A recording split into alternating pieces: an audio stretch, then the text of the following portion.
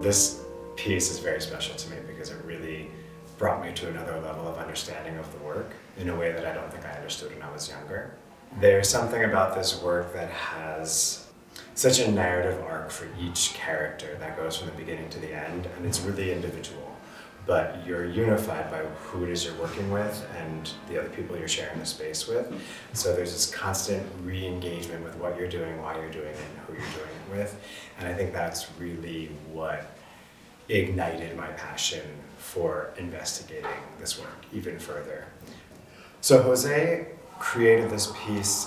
He was inspired by McCarthyism in the late 40s and early 50s and the Red Scare, and how people were selling people out, and maybe they weren't even actually betraying the government, but they were saying they were betraying the government by being communists in this whole bubble that happened during that time.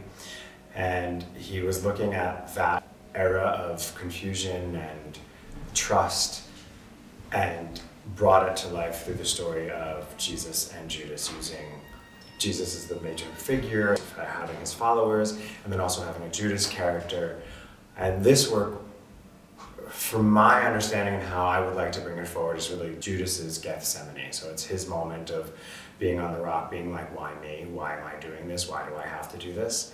So now you're getting to look at a work that's traditionally told from the perspective of the Jesus figure, the leader. They are bringing the story to life, and now you have the flip side of someone who is traditionally looked at as an evil character.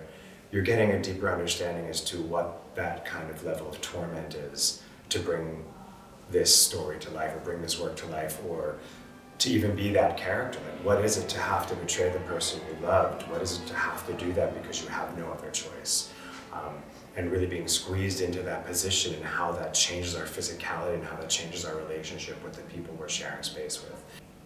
In a way that we re-examine what it is that we think is evil and what it is that we perceive evil to be.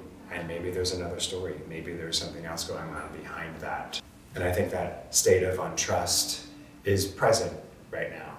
And I think it's interesting and important for us to examine that in the studio, when we're walking down the street, when we interact with one another, when we get on stage and we tell the story. How can we make this make sense for the audience of 2020, whether you're 19 years old or 18 years old and seeing the company for the first time, or whether you've been watching the company for years?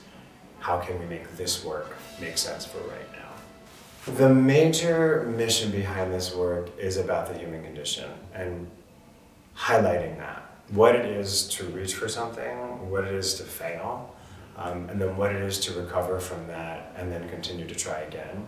And for me, that is really the core of what this work and the mission of this work is to celebrate that, to celebrate our resiliency, and how much more important can it be than right now to continue to focus on the joy and how we can come back from whatever keeps us down. Like, how can we continue to recover after we fall? And that's just the basis of the technique, what we work on, just fall and recover.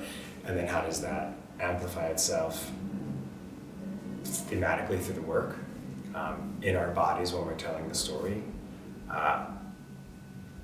and what that can do for someone who's sitting in the audience, who's watching it, being like, oh yes, I understand the weight, but I also understand the power of what it is that I have and who it is that I am, to come back from whatever it is that has pulled me down.